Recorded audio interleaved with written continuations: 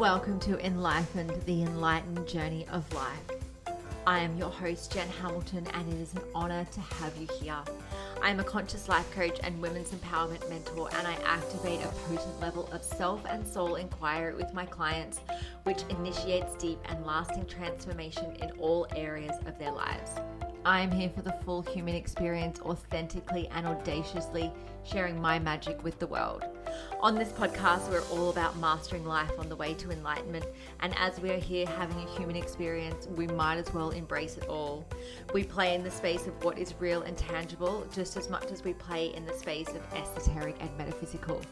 You'll be ignited by deep conversation, whether through my own personal musings, interviews with incredible thought leaders around the world, and everyday divine humans sharing their soulful stories. Thank you for being on this journey. Let's dive in.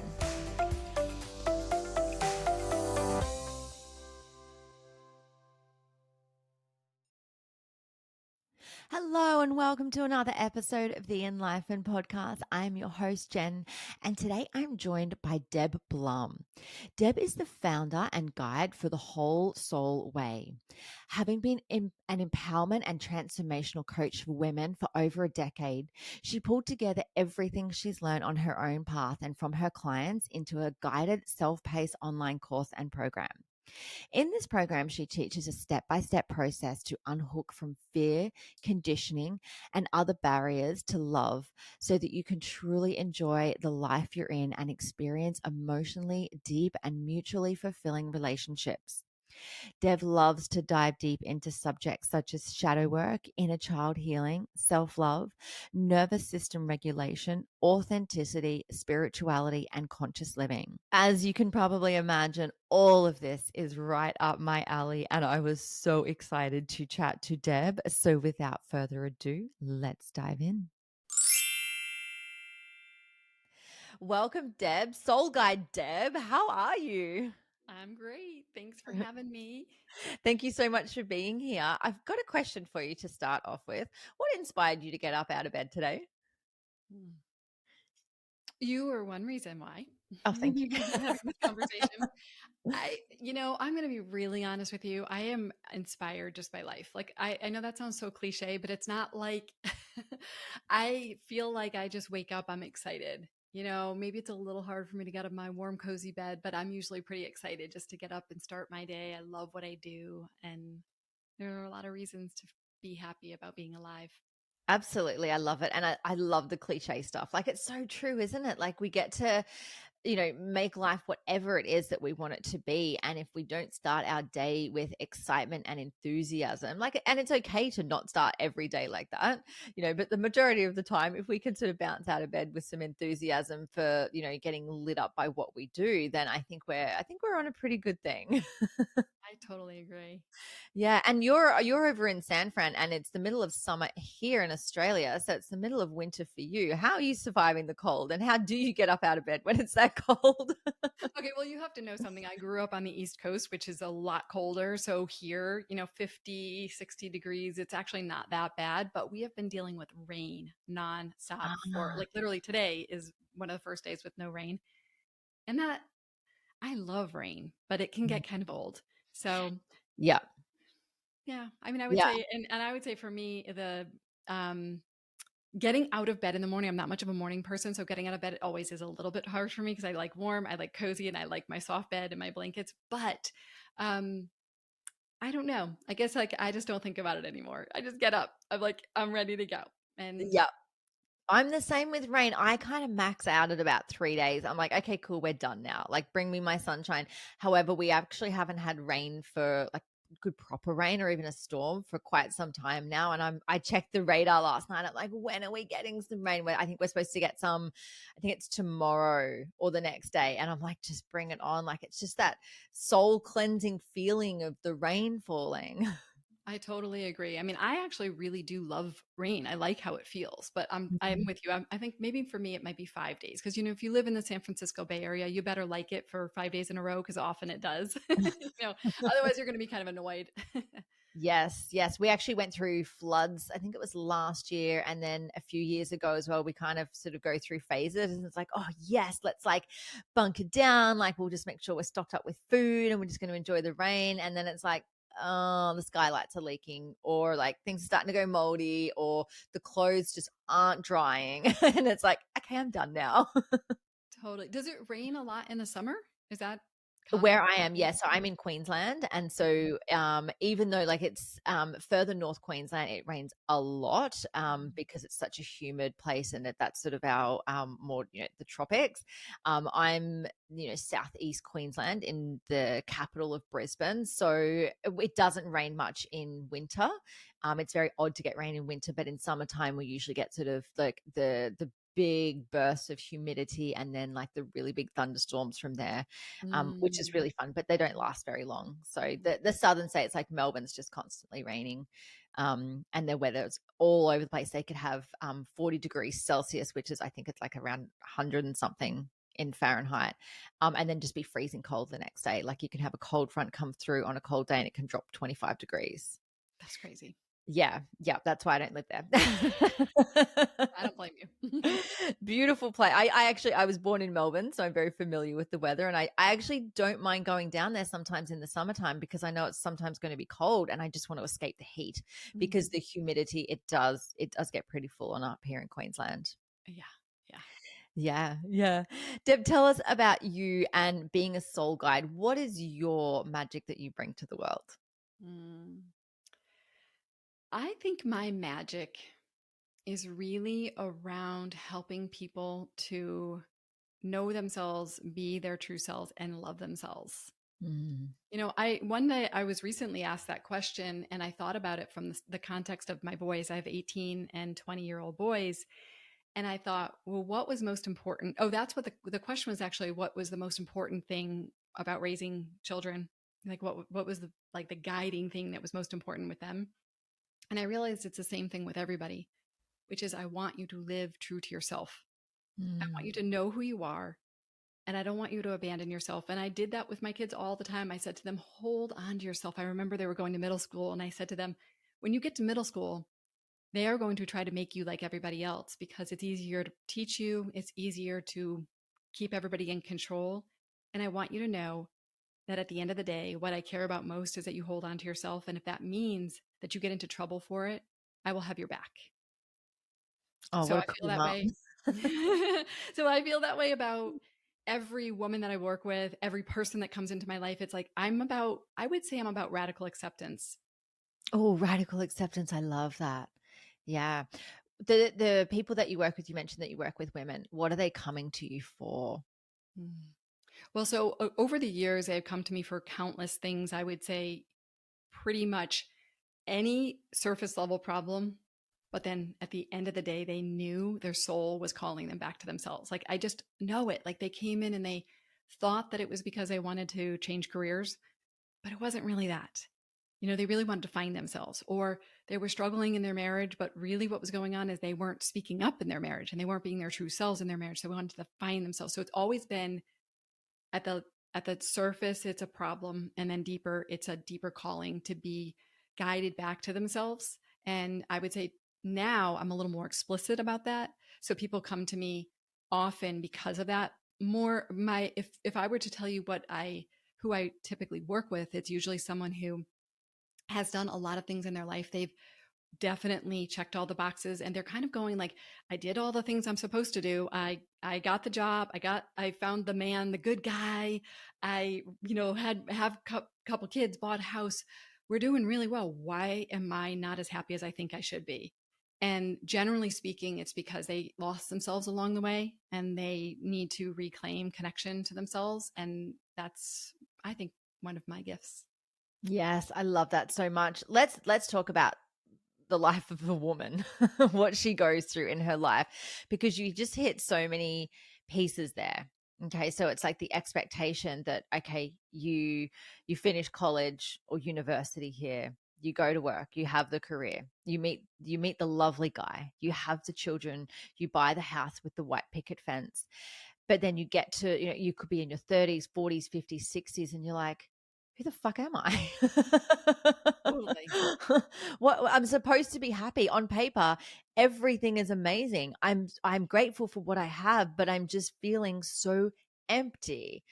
Mhm. What is going on with women there? Where has this come from? What is happening? Yeah. I remember when I was standing, this was 12 years ago, no, 14 years ago, I was standing on my back deck and I was pacing and I said, who is this person living this life? Like that popped into my head. And well, I think that it's actually kind of normal. That's what I really believe. I really believe it's normal. If you look at Carl Jung, he talks about first half of life living and second half of life living. And what I think happens is that while a lot of it is conditioning, a lot of it is specific to women, but I think in general, the first half of our lives, we are in this on this path of like the ego, driven things. It's like we're doing all those things. I mean, listen, we are driven to procreate.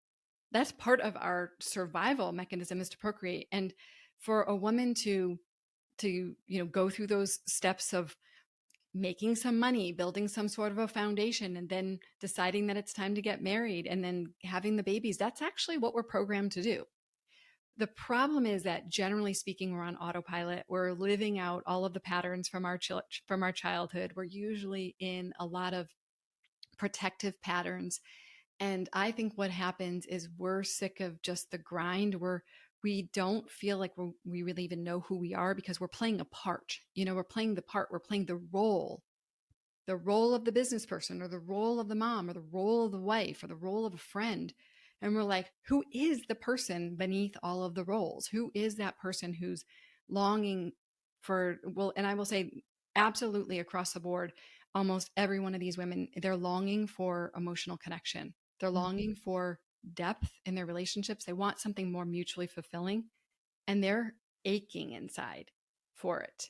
And that to me is as much as it looks like it's a call to connect with your partner or connect with your friends, the call is really to connect to yourself. That's the emotional longing that we're really, really have is like that deep ache of, I am so disconnected. I'm living this split existence and I want to live an integrated existence. And that's the work. That's the work, right? Is to find our way back. Because that's what Carl Jung would say then second half of life living is when the first half of life living is what does the world want from me?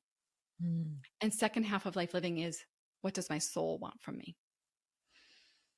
I love that. I love it. I'm such a fan of Carl Jung's work, and gosh, you hit the nail on the head. Like it's that journey, isn't it? Like we get to a point as women, and it has to shift. It has to shift. At about what age would you say that women start to notice that shift, or like the dial sort of really turns up where you can't ignore it? Yeah. I mean, I think, well, for me, it was 39. Mhm. I would like 38, 39. I would say that that is a common time for women. There's something about that that's a very much like, you hear about midlife crisis and I always call midlife awakening, but I think that's a common time. But I have women who come to me in their 60s and 70s because we often don't listen. We hear it, it's tugging at us, but we don't listen to it. There are a lot of reasons why. So, I mean, midlife sadly is really about 37 for women. Isn't that sad? That's It is midlife. because that's how old I'm turning this year. Yeah. Yeah. Well, wait So until like I'm I'm 52. buying a convertible this year, and I'm not even kidding about that. I was like, "I don't care anymore. I'm done with the mum SUV. I just get me the little sports car." I totally get it. I totally get it. But yeah, so I think I think it varies, and I do actually think it's getting younger for a lot of people. I think that there are a lot of people who are in their 20s and 30s who are questioning the way that we are living our lives and they're trying to find their way. And I don't believe that it's something like I don't believe we have to um, stop liking things like luxuries and stuff. Like I want to be the person who helps women who's to say, no, you get to awaken in any way you want. Like I don't care if you awaken with the sports car, with the beautiful house, with the luxury trips, and you want to fly first class. That is so fine. Just awaken. Yeah. Know what you want. Don't be doing it because other people think it's the thing to do. Do it because that's genuinely what you love, and that that you want to be living your best life, whatever that looks like for you. And Yeah. if it does mean living in an ashram, or that's fine too, whatever it is for you. Yep. There's so many ways in which you can have an awakening and find yourself. For me, I work with plant medicine. And so I had an awakening. It's coming up to 2 years since I first sat with the grandmother medicine, and having that just full blown awakening, just like, oh, everything changes now. Like, I literally, it happened. I had the ceremony on the Friday night. Literally went and quit my job on the Monday. I was like, fuck Mhm. this. I'm out. I'm not doing this anymore. And I mean, it was already like coming to a point where I was just like, this is not serving me. But I got to a point where I'm like, this is not okay. How Mm. I'm living my life right now has to change, because I came home to myself. I realized I checked in with what is it like with my desires. And the beautiful thing about plant medicine is it'll show you, like, it will show you. You've got no choice. As soon as you decide to sit in sacred ceremony with this medicine, you've got no choice but to look at what it's going to show you. And you can fight it and resist it. And that's what I sure did to begin with. But it's always going to show you what it is that you need to see. And then, like, the integration process from there is being able to say, okay, I'm listening. This is coming forward through my subconscious into my conscious mind for a reason. What am I going to do with this? Yeah. What am I going to do to move forward? Because the thing is, I mean, we have free will. We can put our hands over our face or our fingers in our ears and go, la, la, la, la, la. I don't want to listen. And that's fine too. Yep. At the end of the day, like I said, we have free will. We do. And I mean, it was very brave of you to make a decision like that. And sometimes it does, as you said, it takes time for some people, because that integration process it can, it can really be hard. It can be Yeah. hard. Like I always say to people, listen, you don't have to rush along the journey. You get to go at whatever pace you want. But the more that you get onto your soul's path, the more that you live aligned with your truth, the more everything else unfolds. Usually the most suffering we have is because we're in resistance to what's true for us. Massively. Yeah. Yes. Yes. If we're not living in alignment with what it is that we truly desire, that is the space where we exist in suffering. Yeah. And yeah, it's so true. Like, when I'm working with clients, like, I will see their soul. Like, that's a gift of mine. I can see their path. I can see what's, ahead for them, and they get to decide whether they want to walk that path. And of course, like, we have to go through the layers, because there is so much conditioning, there is so much fear, there is so much noise coming from not only external factors such as, media, music, movies, family, but we've got like generations of ancestral stuff. We hold 7 generations of our ancestors' DNA within our own bodies. Like, we're carrying around all their shit as well. Like, it's not just our stuff. Yeah. Yeah. It's no wonder we can awaken, but Mm. we can. We can. Mhm. That's the beauty. And it is a journey. And as you know, I'm sure you know, right? It's like it's a journey, right? Because we're constantly finding new layers and new places where we're willing to shed, Yes. keep shedding and shedding and shedding. Yes, and it doesn't have to be like, you don't have to, go to South America and sit in a ayahuasca ceremony to find it. Like, that works for some people, absolutely. I'm an advocate for working with plant medicine. However, I'm an earth sign. I'm a Virgo, and so I connect with the gifts of the earth. I've got a beautiful friend of mine, and she has her awakenings through breath work and ice baths. She went and studied in Bali so that she can facilitate for them, and she takes people on a journey through awakening through breath work Mm. and cold therapy. Some people find it just by simply having a conversation or listening to a podcast. They might be like, oh my gosh, my whole life's a lie. They just said something that totally resonated with me. Now I have to go unpack that. Yeah. It could be, through therapy, counseling, coaching. It could be through having a reading with a medium. It could just be, connecting with nature. It could be through trauma or an accident, or just being catapulted out of the current life situation that you thought that you were continually going to exist in. I mean, if the world didn't go through a collective awakening in the last couple of years, perhaps someone's hiding under a rock. But we've all been going through this, like, in some way, shape, or form, some sort of awakening process. It doesn't all have to, it's not copy paste for everybody. It's such a unique journey to each person. Yeah, it really is. I mean, because for me, definitely it's been about self inquiry. Like Mm. it's been self-inquiry, and that's really the premise of my program, is really on self-inquiry. It's like a lot of people are too afraid. Their trauma has them saying maybe they wouldn't be ready for, maybe eventually they'll be ready for something like plant medicine. But right Mhm. now, they're the way that they're living their lives. It's like they're actually pretty reserved. A lot of people who come to me, they're kind of ready. They're wondering, what is all of this here? What are we doing? And what does it mean? And they're afraid of disrupting their lives. And I Yes. think when you do Oh, plant medicine, you do run the risk of I mean, in a good way, but you run the yes. risk of disrupting your lives. And so I think that you're right. There's not one size fits all. No, and like, throwing caution out there with plant medicine, if you're not called to it, don't do it. Yeah. Like 100%. Like if you feel the call, and you'll know it when you feel the call to it. But it's so funny. Before I went and sat in my first ceremony, a girlfriend said to me, she goes, "It's the closest thing I can like relate to dying." And I didn't understand what that meant until I got into ceremony and felt like I was dying. And that's what they call the ego death. And because it strips you bare in a way. It strips you of all of your current set of beliefs and your view of the world, and you don't come back the same. And we have this saying in ceremony, if you have to die, die. Like just go through the death process. And if you're not ready for that, please don't do it.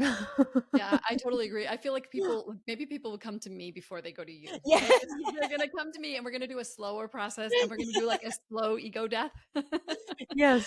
Yeah. And then you can go ahead and do the more dramatic when you're ready for it, because you're right. If you're not ready, don't do it. 100%. I had been on the journey of growth for quite a number of years before I even felt called to do it, and had been in my field for a little bit. I'd been asking questions. I'd watched a lot. I have a subscription to Gaia, which is kind of like spiritual Netflix. So I Mhm. used to watch a lot of documentaries on it. And then when I felt ready, I felt the calling. I just sort of sat with it. And then I had a friend say to me, "Hey, is this something you're interested into? Because you have to be invited into a plant family." And it was like, okay, it's ready for me and I'm ready for it. I didn't go out and be like, how do I do this? I'm like, it will come to me when the timing is right. And I work with so many people that are like, I just don't want to do that or can't do it. I'm like, that's good. That means that you're not ready. You need to honor that. Don't do it just because I do it, or you watched a documentary and it changed everything, because it takes a lot to do that. And it's not necessarily for each person on the journey that they're in. Yeah, exactly. Exactly. Yeah.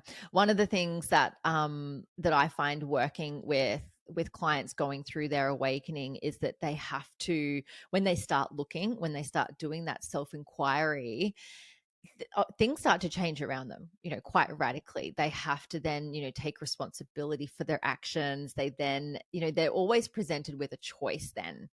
We don't realize that we have a choice until we realize we have a choice, until we actually do that self-inquiry. And I always say, like, once you know the things, you can't unknow the things. I mean, you can definitely, pull the covers back over your head, not want to get out of bed and be like, la, la, la, la, la, it's not happening. What is your experience, like people going through these things, and then it's such a normal thing to contract when you start even just doing self-inquiry. It's like, oh, we're not pulling that container out, we're putting the lid back on it and putting it back under the bed. What is your experience working with women who want to do this work, they want to do the self-inquiry, they want to have the awakening, they want to have a change of life, and then it's like they hit the terror barrier? Yeah, I mean, well, first of all, I think we have to just know that that's part of the path, like that we can't, our ego, which I call the inner protector, is going to resist to some degree, Oh yeah. because I mean, we've been doing it this way. And the reason why, I mean, that part of us is there to protect us and has been there for a long time. And so I like to think of that as a time to just slow down and allow yourself to integrate. And I think that it's okay to do that. But one thing that I did learn is that I have had the most success with people when we actually address it up front. So, right in the beginning of my program, I bring them to what I call befriend the ego. And it's the time where we actually start to, so every part of us, every inner child part, including our protector parts, they all want to be seen. They all want to be known and they all want to be valued. So the idea that we're going to like exclude our ego and cut off from it and be like, oh yeah, you're just a jerk. You're just a, you're always mean to me or whatever. That is not going to work. What works is actually coming into a loving relationship with deep gratitude for that part of us has been there as our greatest ally. Maybe in many ways outdated, maybe in many ways like way off the mark from what you really need. But her intentions are they're so good. Her intentions are so good. She really thinks she's protecting you. So I bring them through a process upfront to almost like desensitize, like to tell the ego, hey, we're here to hear you. We want to know all the ways that you're protecting us right now. We love you. We thank you. And then we want you to show us all of the places in us that we've been protecting, that you've been protecting. So I feel like she becomes our way shower. And she's like, she changes her job a little bit. She changes her job from being the person who has to protect all the time. Instead, she becomes a trailhead. She becomes a pointer. She becomes a one, like whenever you show up, oh, there must be some part in me that I don't want to feel. Oh, thank you so much for showing me that. I would have never seen it because it was in my unconscious mind, but you're the pointer. Thank you. So I think if we do that, I find that it's not as big of a deal for people. They seem to be able to navigate it better. It's so true, isn't it? And like the poor ego gets such a bad rap. Oh, yeah. Like our poor ego. And I always say like the ego is the voice of the subconscious. Yeah. Because it's trying to protect us because it knows a lot of things that's being stored. And if we remember that our subconscious is 95% of what makes us of our mind, and we only have access to 10% of it, then if we only have access to that part of the conscious mind, there's a lot going on underneath that we don't even realize is running the show. And the ego is the voice of that. The ego is like, hey, we've got to keep safe, because there's actually a memory in the subconscious, or an experience in the subconscious, or a level of proof in the subconscious that this is not okay. So whether it's been experienced, whether it's been witnessed, or whether it's just like an innate, primal feeling within us, the subconscious the ego has such a big job to do, and the poor thing gets such a bad rap. Right. Because we think that the ego is there.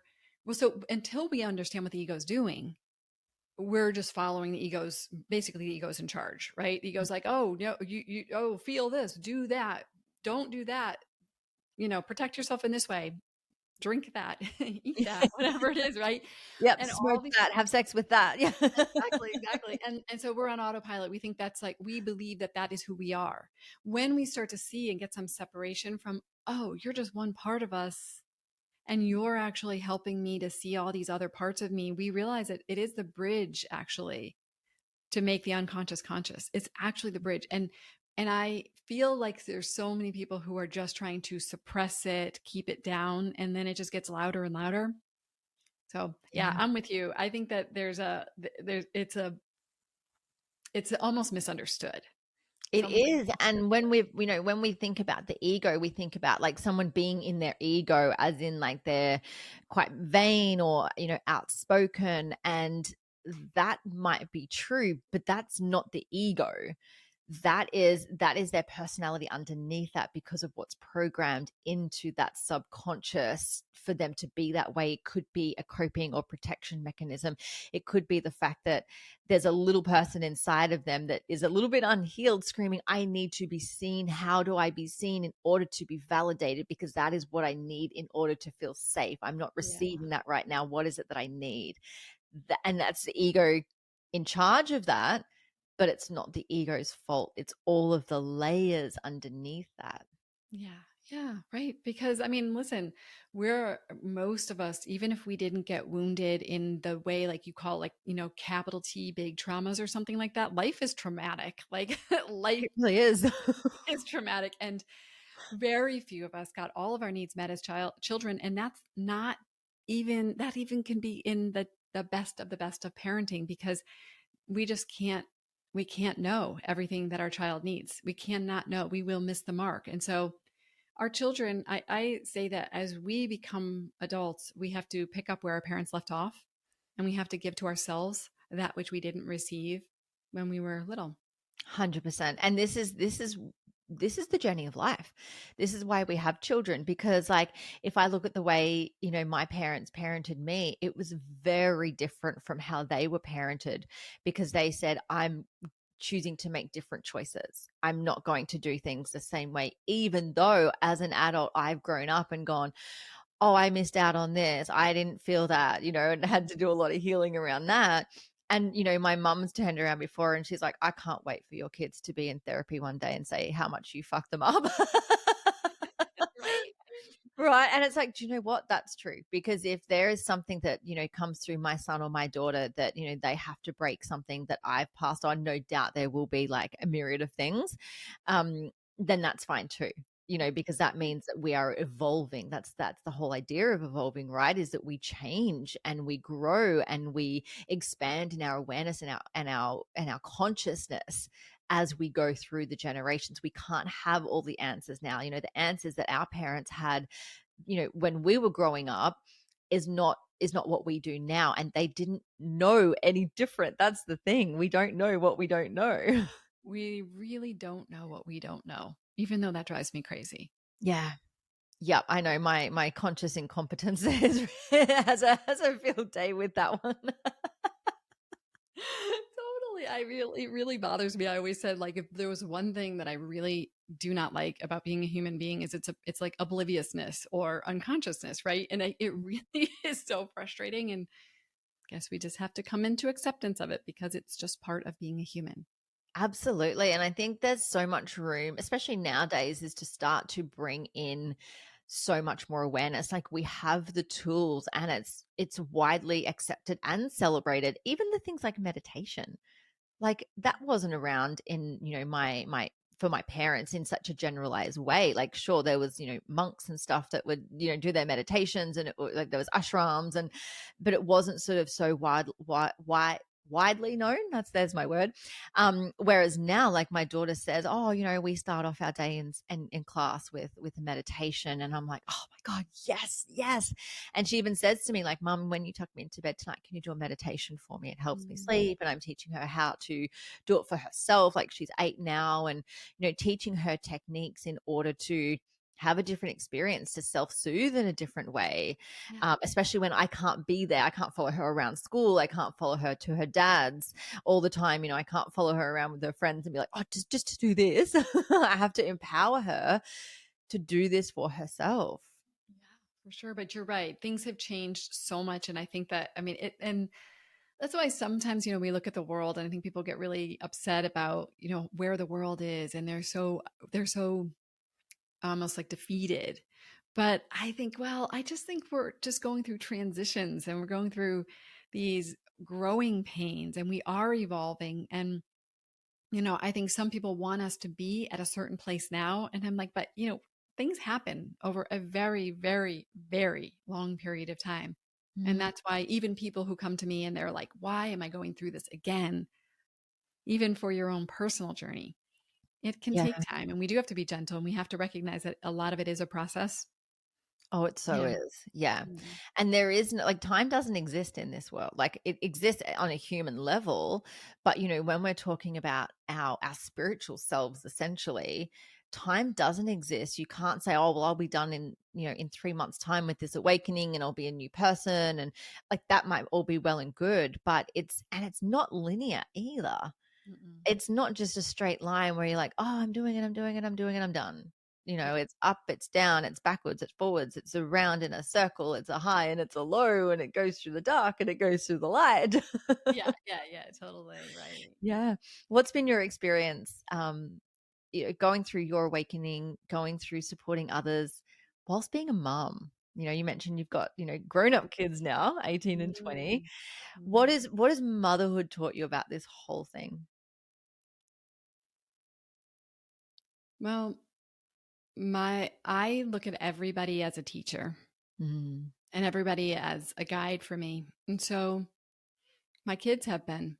Now, I was really fortunate that my kids weren't a guide in as much of a painful way as some people's kids are. And my husband has been more of a guide for me from the place of suffering and struggle. Like we've had a lot we've had to go through. And so he's been my teacher. If some people say you can have people who teach you through love, and some people teach you kind of through pain. I would say my husband, it's not that there isn't love, but he's taught me, I think we've learned a lot through pain. With my children, a lot of it is they've taught me how to love more. Mhm. I really believe that it was in being with them that they cracked my heart open enough to be able to see that there was something else inside of me other than the veneer and the facade of having it all together. And I think that was the beginning of it. But one of the things that I learned that has been the most helpful thing, and I'm not sure if this answers your question exactly, but I'll say it and then you can tell me if you want more around it. But one of the things I learned was that whenever my children were doing anything that I didn't like, I started off with thinking I had to go in and parent them. Isn't it my job? I have to parent them. I have to tell them what they're doing is wrong, and I have to help them to learn another way, until I realized that actually they were always a reflection for me. And so before I did anything with my kids, I brought it into either my own self inquiry or into therapy, depending on where I was in my life. And I did inquiry and I found, where is this in me first? Whatever they're doing, where is this? Like, is this about how I'm treating myself? Is this about something that I've done that I haven't forgiven myself for? Is this about something that I'm doing to them? Like as an example, if they were, I'm trying to think of a good example. It's very hard. They all kind of, unfortunately, as they get older, I don't remember as much of the stuff, or as I should say, as I get older. Um, but let's just say that they were, my son, for example, was, um, he would cry over what I considered to be really stupid things, right? And so I could easily have just gone on unconscious on that and been like, Jake, I can't believe you're crying over your freaking shoelaces. Like, come on, it's not a big deal. Like, we're going to be fine. But instead, what I knew was there was something in there for me. There's something in this. And so I would go into inquiry onto, well, what's going on with me? Is there a part of me that I'm not allowing myself to have a temper tantrum over things that, don't have good reason for it, which, by the way, that's what it was. I felt that I could only cry if I was justified. And so I had to open up that part of me. And do you want to know what always happened? Is everything just shifted. He started to cry over the things that were meaningful, because for him, a lot of times what he was doing was crying over that shoe or the shoelace, but actually it was because something happened at school. And he started to share with me some of the things that were happening at school, or I became more available to him to hug him and say, it's okay to cry just because you're a second grader. And sometimes being a second grader is hard. And so I was able to I was able to expand beyond the problem that was happening and open up space so that everybody was welcome in their wholeness. Because for me, knew that there was something either I was cutting off from in me or cutting off from in them. So that happened to me over and over again. So I pretty much almost always, if there's any problem going on, I do self inquiry first. I do it in me, and it saves on so much work, because we can't Yeah. change other people. We can't fix other people, and then I really believe that it's changing generations. I think it's really cycle breaking by doing that. It absolutely is. And I love self-inquiry. Like it's such a big part of my, like it's in my DNA. Like my mom's a counselor. Like she's always like from a young age, we were asked, the questions at the dinner table about how we were, like what was going on for us. And we thought, oh, mom, you're so lame, back in the day. And like literally I make my kids and my stepson do a happy sandwich, most nights at the dinner, and my partner, we do a happy sandwich. So we say something that made us happy, something that made us sad, and then we close it with something happy. Then we say what we're grateful for. Then we acknowledge each person at the table. Then we say, where is there room for growth? And then we say, what is our intention for tomorrow? Like I literally have taken what my mum did, which was a couple of questions, and I'm just like, I put it on steroids and amplified it. I love My it. kids actually asked to do it. My stepson rolls his eyes, but he actually did it with his friends one time. He's like 15, and he had some friends over, and I think they sort of did it jokingly, but I'm in the background like, yes, yes. That is awesome. I love that. I love that. I have to say that because I started my journey a little bit later, I missed the boat on a lot of those things, Mm, and my kids weren't open to it. But there were plenty of other ways that I did. I yeah. hope impart some of this on them.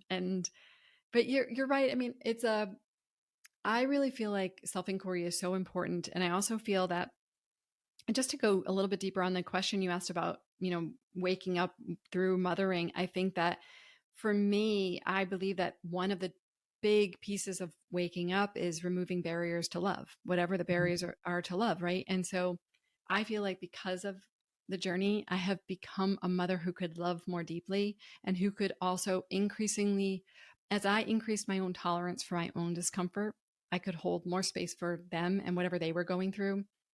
And I also could hold more space for them in their light and their dark. I Mm, remember one time my son came to me because he was really angry about something, and he had some anger stuff going on before, but in this particular time, I had done enough work on my own anger that I could really hold his anger more, and it was the most amazing experience where I welcomed his anger. I was like, you bring it on. I can hold all of you. And I always felt like people couldn't hold my bigness. I always felt people couldn't really handle me or hold my pain. And I didn't feel like I could trust other people. So I wanted my kids to know I can handle you. And so I held his anger. And I will tell you, just recently he said to me, I don't really feel like I have a good relationship with anger. And I'm like, do you remember that time? He's like, yeah. He's like, maybe that's why. wow. Yeah, I think we can honor our kids a little bit more the more that we awaken to the truth of who we are, then we allow them to be who they are.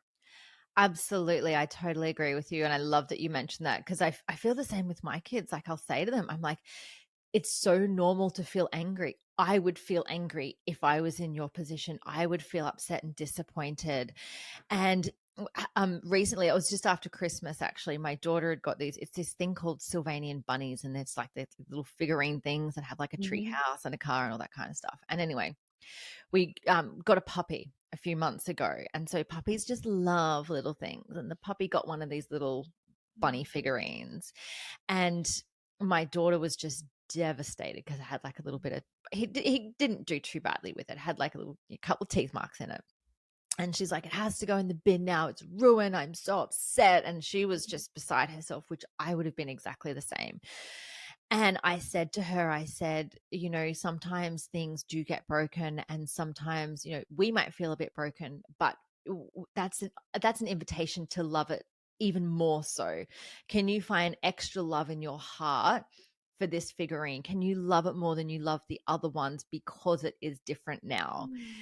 And she really sat with it and she's like, yes, I can. And she takes this stuff on board. My son's not quite there yet. He's 6 and sort of a bit like, oh, whatever, mum. Um, but then a few days later it happened again with another toy, and she's like, I've just got to love it a little bit more now. Oh, oh my So gosh, that is the I sweetest thing ever. was like, there it is. Mhm. And I see her how she is, after school. She'll speak openly about her feelings. She's like, I feel really disappointed today. I got really angry at my friends today. I was really mean to my friends today. Like, she is able to articulate her feelings because her feelings are so welcome. And I especially do this with clients as we go through, the full spectrum of human feelings and emotions. And whenever it's associated with a positive or negative thing, we need to depolarize it, because Mhm. we have to take the sting out of what negative may be. We can't say that anger and frustration and rage is a negative thing, because we're making it wrong. We associate negative with being wrong, and we associate being wrong with unsafe, and if we're unsafe we might die. That's how our subconscious, that's the process that it takes us on in a nutshell. And so, because it's essentially been made wrong, perhaps, as when we were children, if we were angry or frustrated, like I know that if I had an argument with my siblings over something I was genuinely upset about, mum would race to the kitchen. She would get second drawer, wooden spoon, spatula, whatever she could grab, and off she went after us, and it was like, I'm going to get this over the back of my ass, because I had a feeling. you know?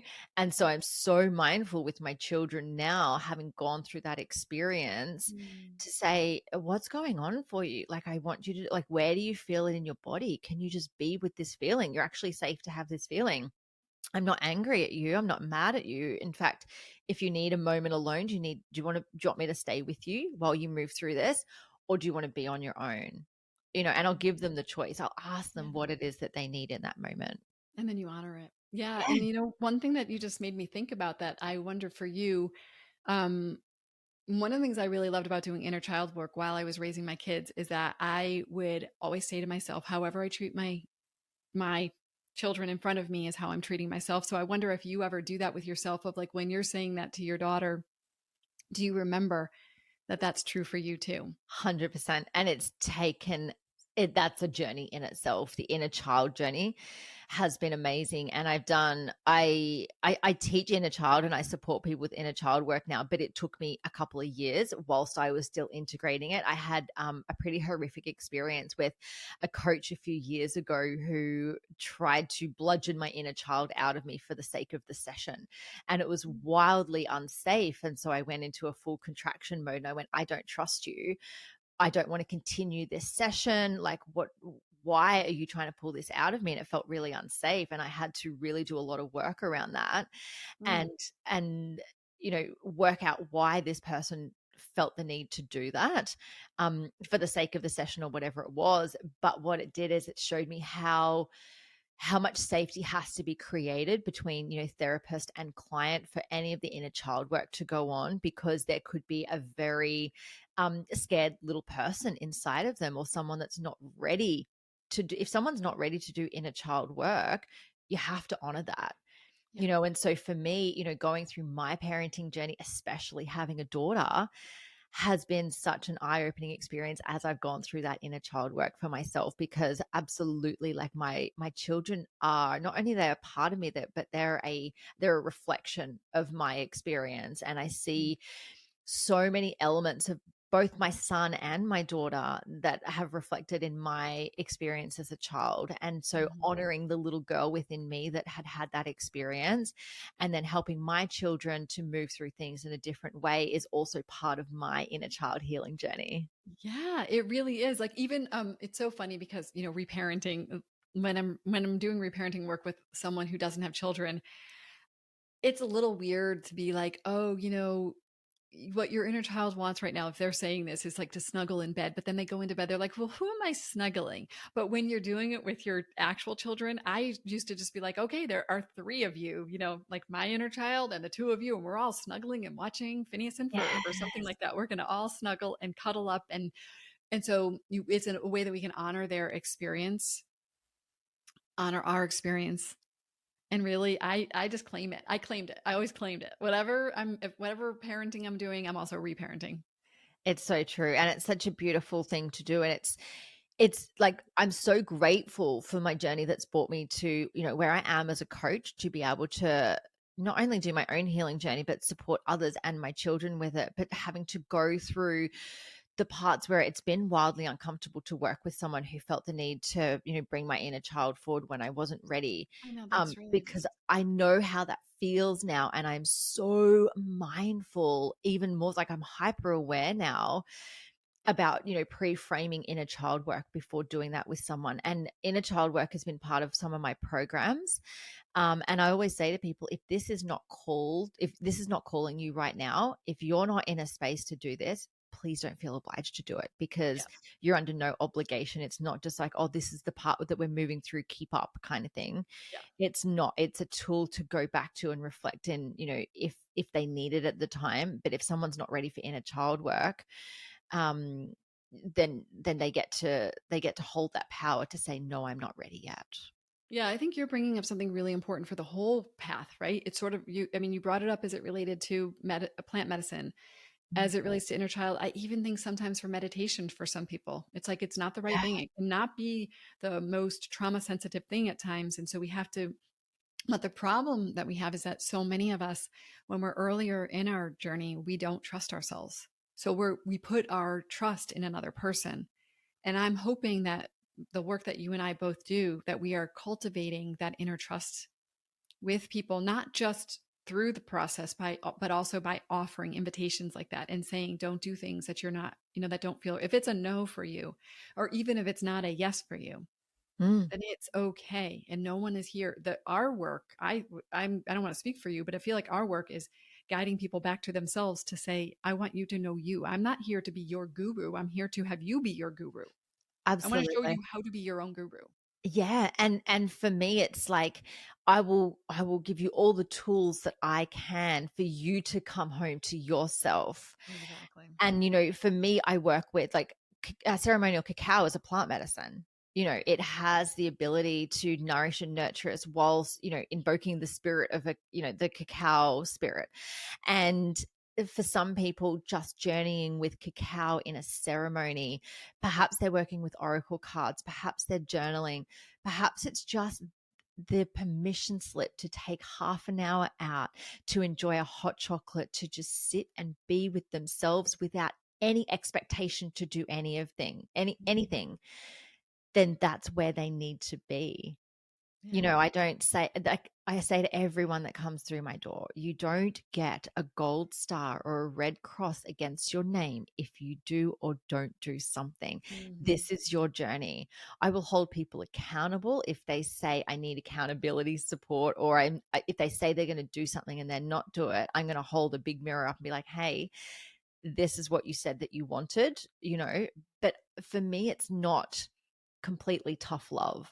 And it's not saying, hey, this worked for me. This is what you need to go and do. I say, this is what I can provide for you to come home to you. Do you need support with cacao as you're going through your awakening?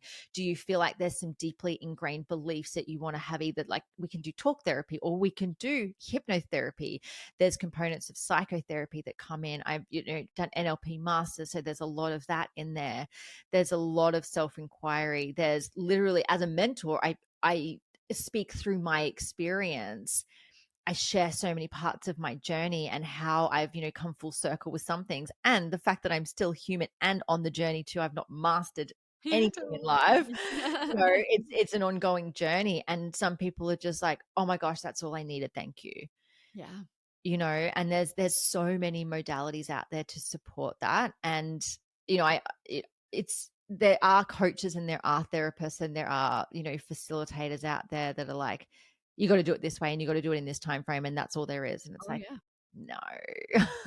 Yeah, well, I think that was even more common in the past. I think it's starting to shift because it really was almost like perpetuating the dominant paradigm, right? Of like, there is someone who knows more. Now, granted, you do know more. And the truth is, you do know more and you do have information that they need. And you do have an ability to um, create experiences for people. And you also do embody a level of consciousness that they are going to benefit just energetically from being with you. So there's a lot you Mm, offer, but it's about not like, I think in the dominant paradigm, it's like, I know best versus a growth model like of a hierarchy is more like, here, I'm here to invite you to find more yeah. of you, and here are some things for you to consider. And I think that there's a lot of, I think there's still a lot of dominant paradigm in our world, so it makes sense to me that there are a lot of coaches that are going to be, embodying that still. Yeah. And at the same time, the there will always be people for them too, because For there will be sure. people on their frequency that say, oh my god, that's my person, I want to learn from them. And I've had that in my own experience. I've had people that I've looked up to, and at the time, oh my gosh, they were exactly what I needed. They came into my life and I took everything, as they said, as gospel. I'm going through my own unfucking process with that as well at the same time. And I'm running a program called the Unfucking, because there has been a lot, in the personal development industry where people have been made out to be gurus. Yes. People have had high profiles or had a lot of success in their field, but that's been all well and good. And then it's like, hang on a second, I actually wasn't given the choice as to check in whether this particular model served me. Because I think, through those stages of awakening, what we don't know what we don't know. So we look for someone that does know. And then we're like, okay, what they said is right. I have to follow that. And then we get to a part of our journey where we go, hang on a second. hang on, I have a choice here. This Mhm. actually doesn't align with me. When I get really clear on what my values are and what experience I want to have in this lifetime, this doesn't align for me. And so we have to go through an unraveling process for maybe part of it. Doesn't have to be all of it. There's definitely things that I have learned personally and professionally that I will continue to use because it's so amazing. But there's also things that I've been like, oh wow, that version of me doesn't exist anymore. And I have to be like, okay, what I said before was right for me then. However, now it's changed and it's grown and evolved. And I think like in our personal evolution, we have to get really comfortable with that. Yeah, yeah, you're so right, and I can see that too for me. But I think you're right that you're at a certain level of consciousness, you might be. It's exactly what you need. You know, there are people who you really do need them to really tell you, like, tell it like it is, and oh, I'm gonna follow you. Um, and I just say it's a sign of growth when we finally do find ourselves, and they were part of that journey. Like those people were part of. I consider them to be part of how I found myself. They might not have invited me in that way, but they certainly showed me something that I needed to know. But yeah, Yes, I have that with like past friends, past lovers, past jobs. Like you don't get to where you are on your journey without going through all of the stuff, without going through the heartbreak, without going through the shame, without going through the pain and the trauma and all the joy and the excitement and the fun times and the pleasure and all of that as well. It's all part of the human experience.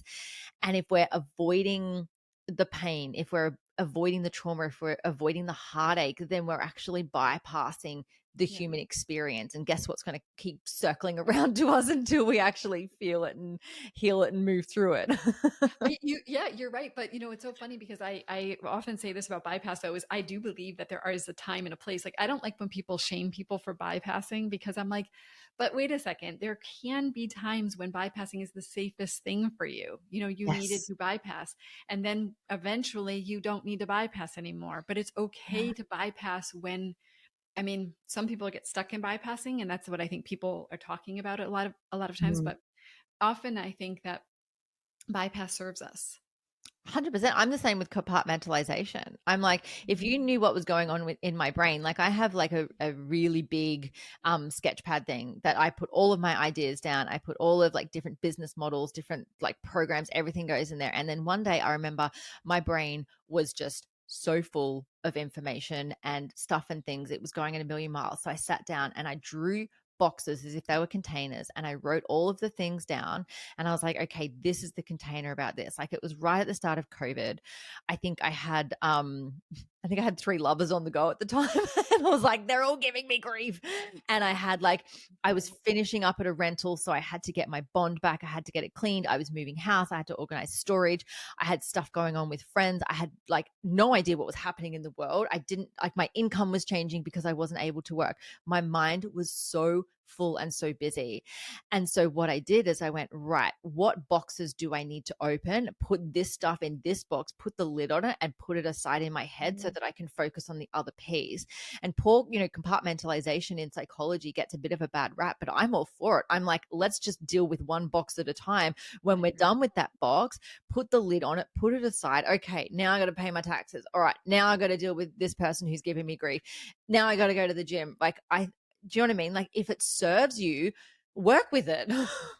I actually worked with this soul guide who I think is probably one of the oldest souls that I know, certainly. And he said compartmentalization is absolutely a necessity and it's a sign of a healthy human being. And he said anyone who tells you that that's not true, that's just a stage that they're going through. He's like the highest evolution is someone who can compartmentalize and who can put aside something.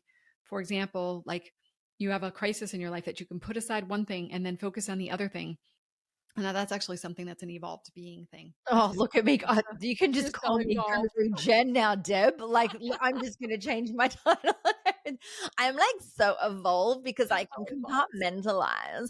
It's literally just my Virgo brain. Like, everything has got a color coded tab inside my brain. It's ridiculous. What's your actual birthday? What's your birthday? 27th of August. I'm a Virgo.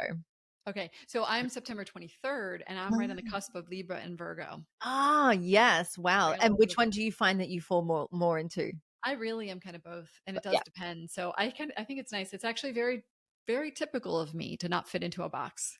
I love it. I love it. My daughter's a Libra and so is my sister. And so I'm just so used to like the emotions of a Libra and my son is a Cancerian. My father and my partner are Cancerians. And emotional men are just beautiful. Like it's just Mm. like to see the men around me like in the fullest expression of like the emotion that men can be. I love it. Cancerian men are just darlings. Yeah, what a gift. What a gift. Yeah. Yeah, yeah.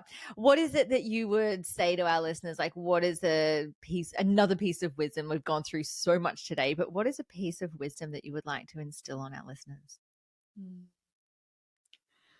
I think it's that it is time for women to make their self acceptance project bigger than their self improvement project. Oh, I've got Mm. chills. That's incredible. Yeah. Yeah. I think that's where we are. I think that what we do is we tell ourselves and tell our inner child that we're never good enough. That's what we're telling. Every time we're trying to fix ourselves and do it better and do more and make ourselves a better person, we're really telling ourselves we're not good enough. We're just perpetuating that wound. Mm, And that doesn't mean that we don't do things to better ourselves, but the project of self acceptance has to be bigger. It has to be contained within self acceptance. Like, I am accepting myself, and there are also things I'm being honest about that I want to improve, but that's not because I don't love myself. It's just because mm, it's because I love myself. Right? yeah. It's like, how do we improve? We improve because we love ourselves so much Mm. that we want more for ourselves rather than a deficiency mindset. Yeah, I love that. I love that so much. And I think like that self-improvement is a byproduct of the acceptance. The Yeah. improvement comes from that space of acceptance. It coexists so beautifully together. Whereas if it's the other way around, it's a differently like it's a hindered experience. Yeah, I completely agree. Oh, that's amazing. Deb, you have been amazing to talk to. How can our listeners track you down, find you, work with you, receive all of the juicy goodness that you are? Thank you. Well, the easiest place to go is just to go to my website, which is thewholesoulway.com. And then you can find your way to free gifts on there, to my program, to any other thing that you want to find me. I'm on TikTok. I'm on not so much Instagram, but TikTok and Facebook. I'm going to stalk you on TikTok because I love to. I have like set time every day where I get to go on TikTok because like my algorithm shows me like all the woo woo stuff and I bloody love it. Me too. That's one of the things I love about TikTok is that it really does get to know you and then you see the things that you actually want to see. Yes, it's actually inspiring me. I do need to pull my finger out and like just create content for TikTok again because you can have a lot of fun on there. So yes, Oh, you've inspired me. I can totally see you creating great stuff on there. I mean, I was on it big time and then I have been about 2 weeks not on it and I'm feeling a little guilty about it, but it's a fun platform. Have you gone viral? Have you hit the tens of thousands? No.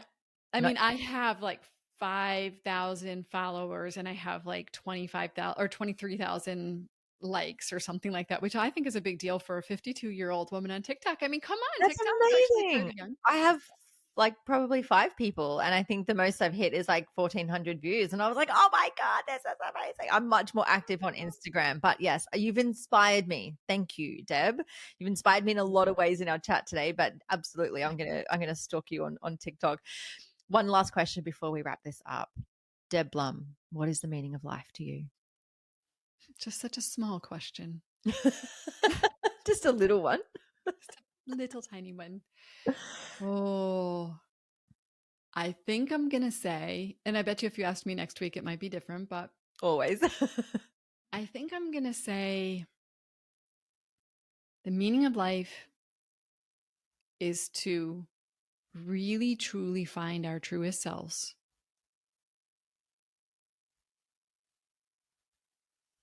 which means that we become love. Ooh. And then we show up in service to walking other people home to their true selves. That's what Mm, I think.